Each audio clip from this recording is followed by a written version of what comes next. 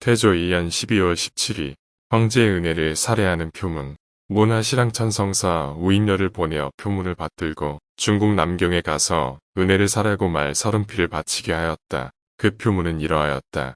배신조임이 중국 남경에서 돌아오매 삼가 예부의 자문을 받아 황제의 직지를 삼가 받들었는데 훈계가 매우 간절했으며 이내 신에게 권지 국서를 허락하시니 신은 온 나라 시민들과 함께 감격함을 이기지 못하겠습니다. 황제의 도가 널리 미쳐서 만물을 덮어 길러 빠짐이 없었으며 천자의 큰 계획이 선포됨의 훈계가 이에 나타났으니 마음에 맹세하여 느낌을 알며 뼈에 새겨서 잊기 어렵겠습니다. 가만히 생각하건대 소방에서는 공민왕이 이미 죽은 뒤로부터 변고가 여러 번 일어나게 되었는데도 신은 매양 4대에 전심하여 다만 절개를 지키기를 더욱 굳게 하였습니다. 이에 시세에 의해함으로 인하여 세상 인정의 추대에 힘써 따르게 되니 깊이 두려워하는 마음을 품어서 깊은 못도 얇은 얼음을 밟는 것과 같습니다. 조그마한 정성을 주달하여 감히 황제의 궁궐에 전달되기를 바랐을 뿐이온데 어찌 천한 사신이 이르게 됨에 특별히 덕음을 내리실 줄을 생각했겠습니까? 이미 천리에 순응할 일을 지시하시고 또 훈단을 발생하지 말라고 경계하시며 서로 왕래하여 나라를 복되게 하여 먼 장래를 위한 계획을 장구한 세대에 도모하게 하시니 비록 부모가 아이를 가르친 것이라도 그 대단한 친절에 비유할 수가 없습니다. 하늘과 땅도 감동하였으므로 다만 눈물만 날 뿐이었습니다. 이것은 대개 삼가 황제 폐하께서 큰 도량의 너그러움을 넓히시고 지극히 인자하신 덕을 미루어 만물이 모두 혜택에 젖었는데 조그만 몸도 또한 성덕을 입게 되었습니다. 신은 삼가 마땅히 게을리함이 없고 이를 폐기함이 없이 본강의 지킴을 조심하고 장수하고 부유하시라는 말로써 송축하는 정성을 배나 다하겠습니다. 태조 2년 12월 22일 고신서경에 대한 사간월의 상소문. 강관이 상소하였다. 신등은 듣건대 정치하는 요령은 인재보다 먼저 할 것이 없는데도 인물의 현우를 식별하여 사람을 임관하는 일은 성현도 어렵게 여긴 바입니다. 비록 땅 우의 성세일지라도 오히려 공공과 환도의 무리들이 있었는데 하물며 한나라 위나라 이후로는 내외의 관직이 천백으로서 헤아릴 수 있었으니 군주가 어찌 능히 혼자서 살펴 출척하였겠습니까?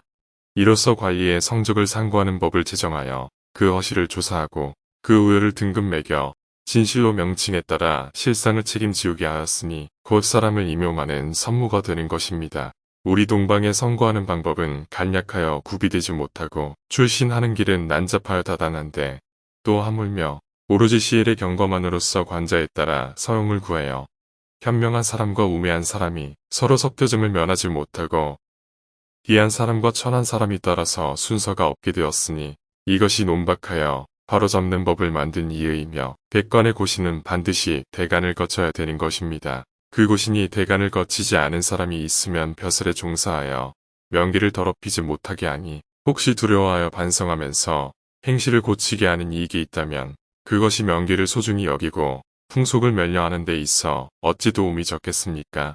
비록 혹시 간사한 무리들이 부당히 대간에 외람되어 있으면서 사소한 원한을 보복하고자 하여 둔사를 만들어내어 시위를 지체하면서 서경하지 않는 사람이 있을지라도 어찌 그런 사람의 나쁜 짓으로 인하여 그 법까지 아울러 버리겠습니까? 삼가 생각하옵건대 전하께서는 옛날에 고치게 제도에 의거하여 전일에 잡소고신하는 법을 대체시켰는데 신등이 가만히 일찍이 당나라 제도에 고치게 법을 상고해보건대 사람을 임용하는 즈음에 만약 적당하지 못한 사람이 있으면 학사가 제서를 투잡기를 즐겨하지 아니하였고 제서가 비록 내려졌더라도 강관이 붕하여 돌려보낸 예가 있었으니 그렇게 된 이유는 진실로 재주가 없는 사람에게는 요행으로서 진용하지 못하게 한 것입니다. 지금 대간에서 서경을 하지 않는 이유는 감히 전하의 교명을 폐지하자는 것이 아니라 곧 임금의 직무에 결점이 있는 것을 보조하자는 까닭인 것입니다. 전하께서는 직책에 맞지 않는 사람은 그 실수를 면대해서 나무라라고 명하였지만 그것이 군주가 명철하고 신하가 현량하여 신하가 임금에게 말할 수 있는 길이 크게 트인 시기에는 혹시 그렇게 될 수 있을 것입니다. 그러나 뒷세상에 기강이 점점 해이해져서 간신과 권신, 이 권세를 마음대로 부리는 시기에 이르러서는 비록 위진과 같은 충신과 양성과 같은 직신이 있더라도 어찌 능히 죽음을 무릅쓰고 힘써가나요? 그 실수를 고치게 하겠습니까?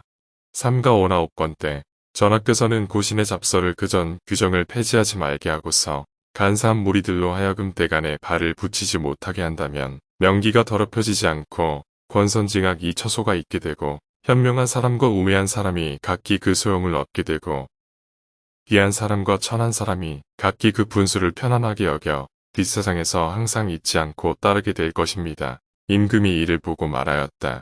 그 고려 왕조의 고신을 석영하는 법에 있어서 불편한 것이 있었으므로 이로써 이를 고치게 한 것이니 마땅히 지금부터는 4품 이상의 관원은 교명을 내리고 5품 이하의 관원은 문화부에서 직첩을 주게 하되 만약 직책에 맞지 않은 사람이 있으면 뒤따라 즉시 노력하게 하라. 태조 2년 12월 24일 의주 등지에 감찰을 파견하여 국경을 넘어 무역하는 것을 금하게 하다. 감찰을 의주 등지에 보내어 사람들이 국경을 넘어가서 무역하는 것을 금하게 하였다. 태조 2년 12월 25일 4대 조상의 나빌 제사를 지내다. 나빌 예4대 조상에게 제사를 지내었다. 원종 공신 유만수 등이 임금에게 음식을 대접하다. 원종 공신 유만수 등이 임금에게 잔치를 베풀어 드렸다. 태조 2년 12월 26일 고려 왕조의 인의전과 적경원을 헐어버리다. 고려 왕조의 인의전과 적경원을 허물어뜨렸다.